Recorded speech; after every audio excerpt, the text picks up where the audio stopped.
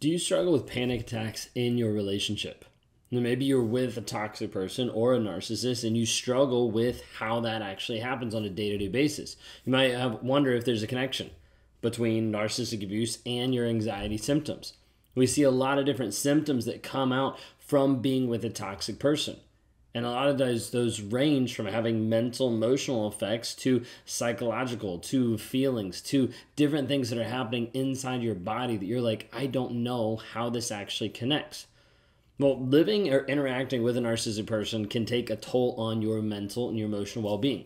It often leads people to develop different aspects of anxiety, having different anxiety symptoms, including panic attacks. So we're going to talk through a little bit of the relationship between narcissistic abuse and panic attacks and how this actually is going about, how you're actually seeing this in your life.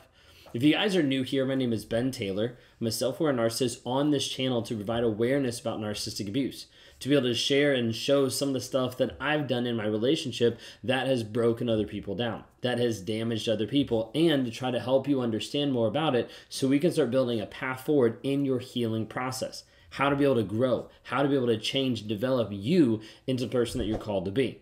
Well, my journey included a lot of different pieces of mental and emotional abuse, where other people thought that they were crazy, where they felt like they didn't understand what was going on.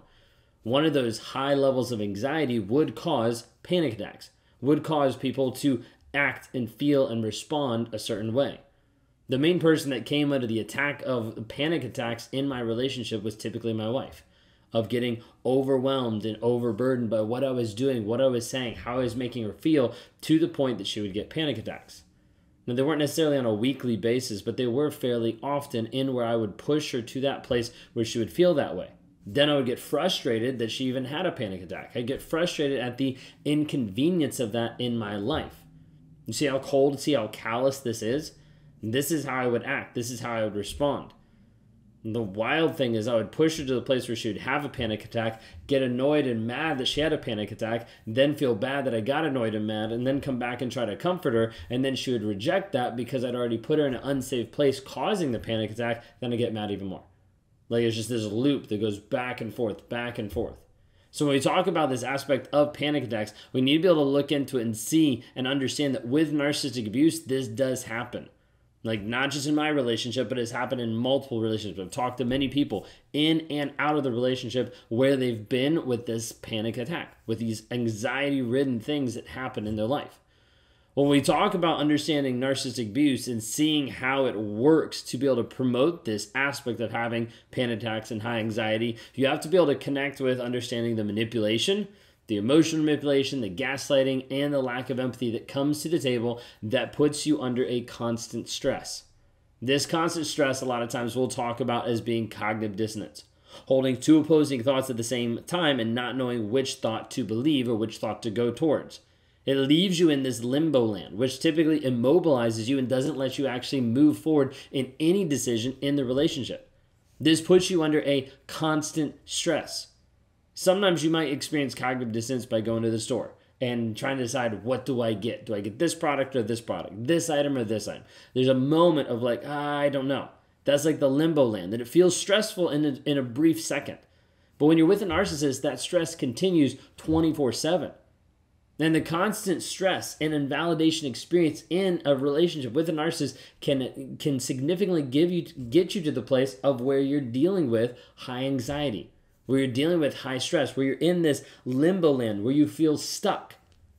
And so many times people will get to this place and they won't know what to do next, how to be able to move forward. And it just feels like that stress is building up over and over and over again. And the majority of times we'll see where people get so stressed that then it starts to affect them in other areas of their life. Not just other areas, but other parts of their body.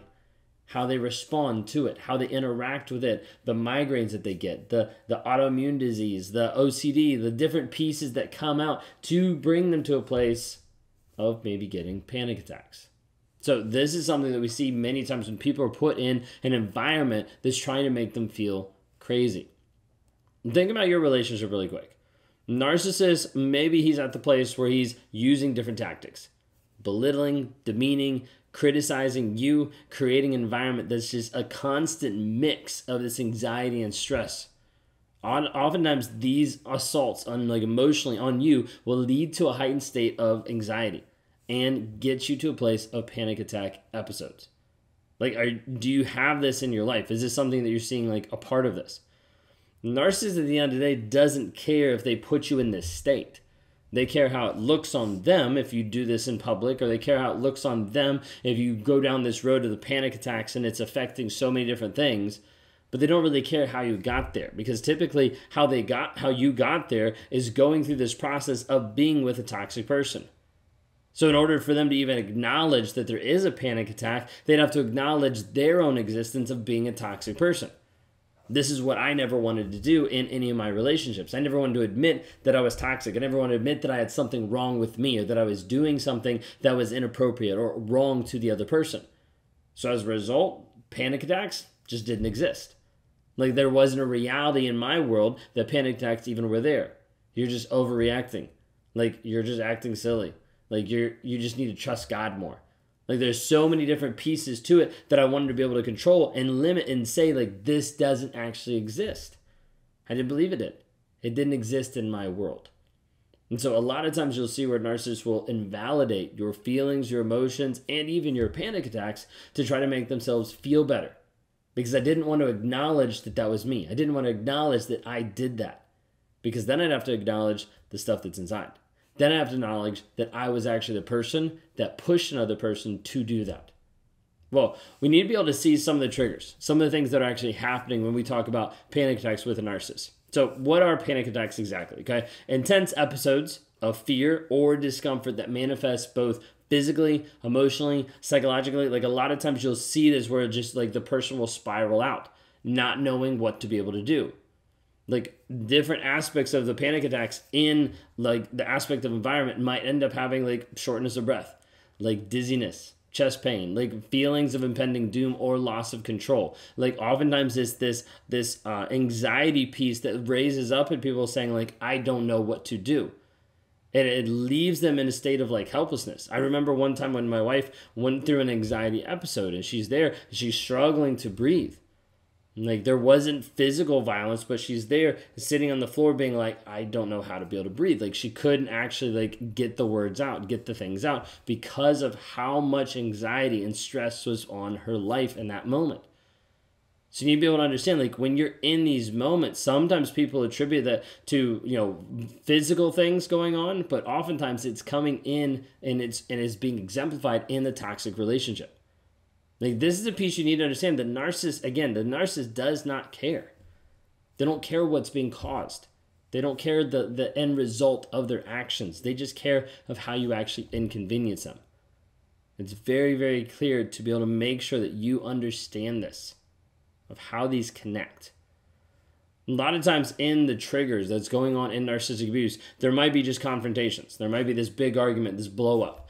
There might be something along the lines of public humiliation of like, this is something that I have to be able to push down, or you humiliated me, back and forth.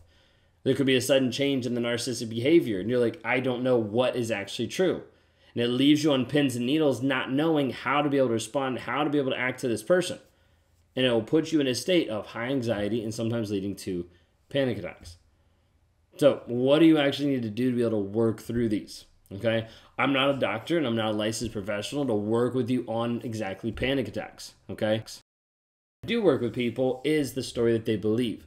Oftentimes that puts them in the state of the high anxiety, that puts them in the state of anxiety, that puts them in the state of a trauma bond. And so we need to approach this by understanding the different pieces that are there and be able to start helping you set up healthy boundaries so that this person doesn't continue to control you, doesn't continue to put you in this state of high anxiety. This is what's key to be able to give you space, or a lot of times I'll use the word capacity, to be able to grow, to be able to develop. You might need to go through deep breathing exercises. You might need to go through grounding techniques. Like, sometimes I'll work with clients with tapping or EMI, like trying to help them regulate and re-engage different pieces of their mind. Changing up mindfulness practices, like looking at different modes and different aspects to switch your brain into being able to pull out of that. Thinking therapy, getting into support groups, establishing healthy boundaries is one of the biggest things when we talk about narcissists. The hard thing is people typically don't set boundaries, then they typically don't keep boundaries, and then they wonder why the boundaries don't work because they're not being consistent. You have to be able to put yourself in a safe environment to be able to heal. It's almost impossible to heal when you're not in a safe environment, mentally, emotionally, and physically. Like, if you're struggling with some of this, you need to understand there's a high level of this that's getting put on you by being in a toxic relationship. You're with a person today and you're like, I don't know if they're a narcissist or not. I want you to go to escapetoxicity.com. Links down below for a 7-day challenge for $7. You get lifetime access to community. You're able to go through the challenge on a day-to-day basis and start to see what narcissistic abuse actually is, what it actually looks like, how it's exemplified.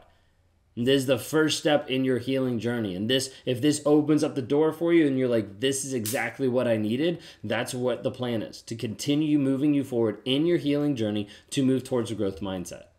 If you want to speed up the process even more and you want to talk to me one-on-one, you can go to rawmotivations.com. Would love to interact with you. Would love to help you move forward in your healing, your growth, and your change.